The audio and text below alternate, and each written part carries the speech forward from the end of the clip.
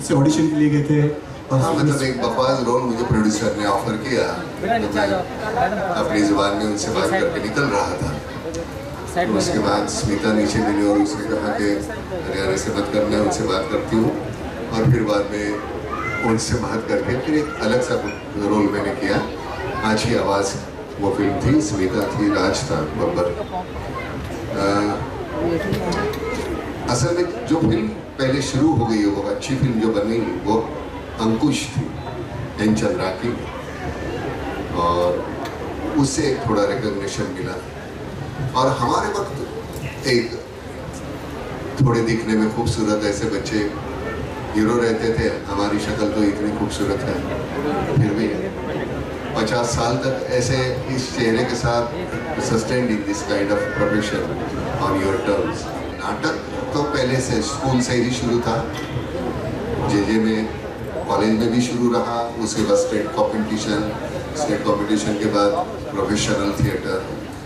विजय मेहता जी जो है, उनके बदौलत जो एक एक्टर होने के नाते जितना कुछ सीखने का मौका मिला वो विजय मेहता। जो 3 ही नाटक थे, हमीदाबाई की कोठी, महासागर और पुरुष, ये 3 नाटकों की वजह से तीनों नाटक विजयबाई ने डायरेक्ट किए थे। हालांकि कुछ इस दौरान नाटक जो मतलब पुरुष जो नाटक था 16-17 साल तक मैं लगातार करता रहा, काफ़ी पैसे मिलते रहे उससे। तो मैंने सोचा कि नहीं, ये नाटक करते रहेंगे। फिर हर एक का एक सपना होता है कि मेरा एक घर होगा, मेरी एक गाड़ी होगी। तो वही वो सपने में मैं भी अटक गया और 16 साल लगातार मैं ये नाटक किया मैंने। तो मुझे अब लगता है कि मुझे वो छोड़ना चाहिए था। 4-5 साल के बाद वो नाटक छोड़ के अगर मैं दूसरे कोई नाटक करता तो कुछ बेहतरीन और नाटक मुझे करने का मौका मिलता, लेकिन वो मिला नहीं है। वो वही होती है बातें, अटक जाते हैं हम, हमारी ज़रूरतें बढ़ जाती है और फिर उस ज़रूरतें के लिए फिर कॉम्प्रोमाइज़ होते हैं, फिर नहीं ये करना है, ये नहीं करना है।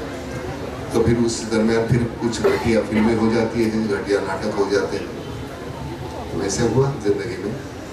लेकिन आपने फिर भी बैलेंसिंग एक्ट काफ़ी अच्छे से किया। मतलब जब भी आप फिल्में करते थे तो आपका नाटक का करियर भी चलता रहा साथ साथ में। नाटक मतलब उससे उसमें जो खुशी है वो तो है नहीं। अभी जब मैं यहाँ बात कर रहा हूँ, ये बात मैं टीवी के इंटरव्यू के माध्यम से करूँगा तो इनके चेहरे मुझे दिखाई नहीं देंगे। ये जो है, ये वाइब्स है, वो नाटक और सिनेमा में जो फ़र्क है वही है, बस ज़्यादा अच्छा। अभी देखो, हम खुले रास्ते पे हम कर रहे हैं ये प्रोग्राम, बावजूद उसके हर कोई सुन रहा है।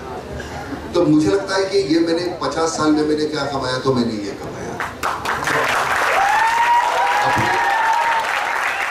अपनी औकात समझ में आती है कि हम कहाँ खड़े हैं। और ये नहीं है कि चलो यार वो गाने बोलो या वो नहीं हमको करना ना।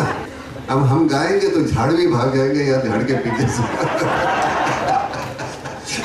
मुझे लगता है शायद सब लोग आपको एक बार सुनना जरूर चाहेंगे, क्योंकि आपने गाने की बात की। ये पूरा जो गाने की जब बात कर रहे हो, ये अभी का सब, इसको माहौल को तीतर भीतर करना है, उस वक्त मैं शुरू करूंगा गाना। आपको ऐसा लगता है? आपको ऐसा लगता है ऐसा होगा? नहीं होगा।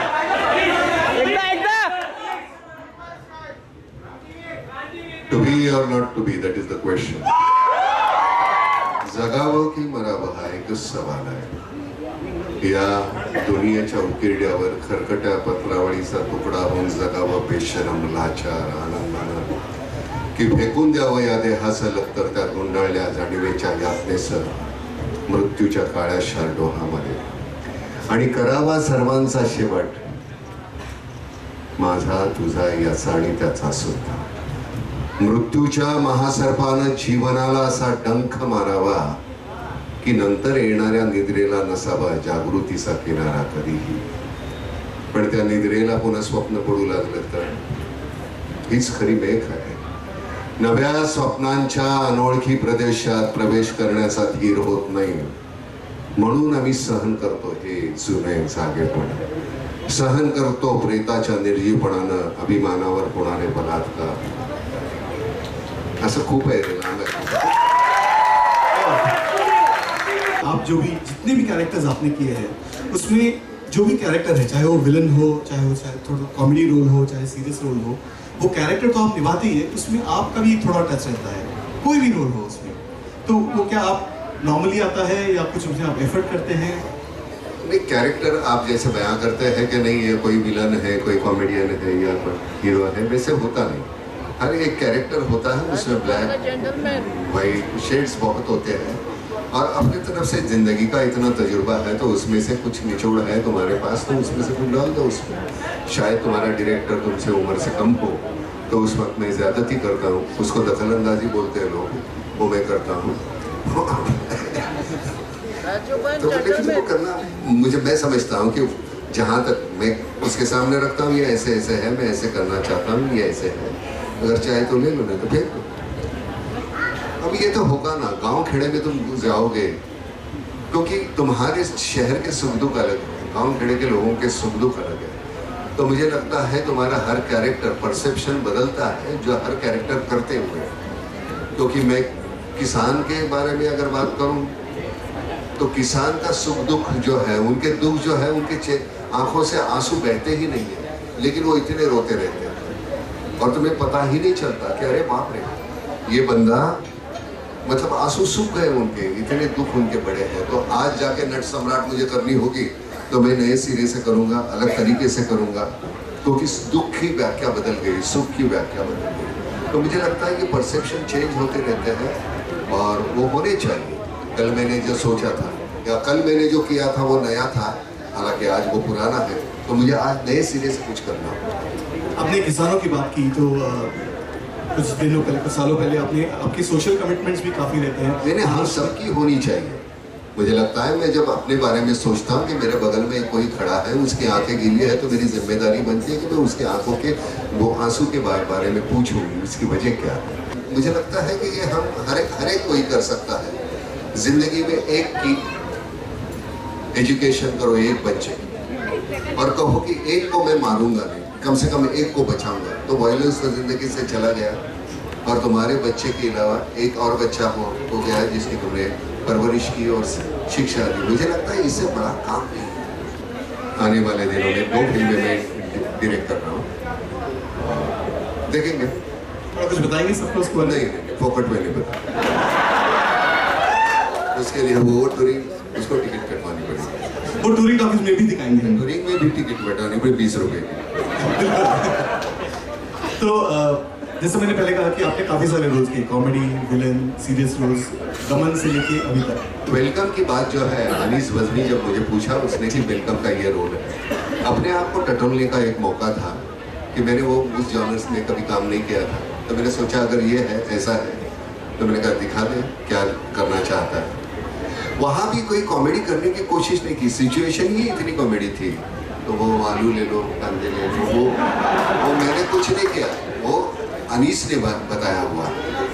अनिल ने जो काम किया उस फिल्म में, वो अनिल और मेरी वो जोड़ी की वजह से एक दूसरे के ऊपर वो बहुत निर्भर करता है। अकेले में मैं कुछ नहीं कर सकता था, लेकिन वो पूरा का पूरा श्रेय मैं जानबूझ के किसी को श्रेय नहीं दूंगा, लेकिन ये अनीस का श्रेय। क्या होता है कि हमारे जो सुख दुख है वो हमारे सुख दुख होते ही नहीं है भाई। एक रोल होने के बाद दूसरा रोल जो है, उस रोल के जो सुख दुख है वो हमारे हो जाते हैं। तो हमें अपने बारे में सोचने का कभी मौका ही नहीं मिलता। और जिस दिन आप हमको नकार देते हैं, हमको कोई फिल्मों में या नाटक में काम नहीं मिलता, तब हम अपने बारे में सोचते हैं। उस वक्त हमारे फैमिली को हमारी ज़रूरत नहीं होती। जब जिंदगी भर आप साथ में नहीं रहे, आप आपके पास काम नहीं है, इसकी वजह से आप साथ में, तो उनका दुख आप समझेंगे नहीं। उसके लिए आप नट सम्राट देखिए। और दूसरी फिल्म जैसा कि कुछ लोगों ने यहाँ जिक्र किया, क्रांति भी 93 के जो कम्युनल राइट्स थे उसके ऊपर निर्भर थी। वो उसके ऊपर बेस करके बनाई थी फिल्म। हालांकि कोई उसको एक सिनेमैटिक उसके कंसिस्टेंसी नहीं थी, लेकिन उस वक्त का माहौल ही ऐसा था कि कोई दोनों कौम को, हिंदू और मुसलमान दोनों को कुछ कहे और बहुत सीधी जुबान में कहे, ये बहुत ज़रूरी था। और बोल दिया भाई, लोगों को रास आया, क्योंकि हम दोनों गलती कर रहे थे। मैं मुसलमान होने के नाते भी गलती कर रहा था, मैं हिंदू होने के नाते भी गलती कर रहा था। वो हमको उकसाते थे पॉलिटिशियन, हम एक दूसरे के गले काट रहे थे। तो ये तो बकवास बात है। और एक और फिल्म जो आपने राजकुमार साहब के साथ की, राजकुमार साहब थे, तिरंगा, तो उसके बारे में कुछ बताइए। बस भाई इतना बड़ा स्टार था मेरे साथ, तो मुझे तो कुछ करने की जरूरत नहीं, फिल्म वैसे ही चलने वाली थी। सिर्फ लोगों ने, हमारे फिल्म इंडस्ट्री के लोग जो थे, उन्होंने कहा कि ये फिल्म पूरी नहीं होगी, 2 सरफिरे हैं इसमें। लेकिन वो तो मेरे पिता समान थे। मैंने पहले ही दिन जाके उनके पैर छुए, मैंने कहा मैं बड़ी इज्जत करता हूँ आपकी, इसको बरकरार रखना आपकी जिम्मेदारी है।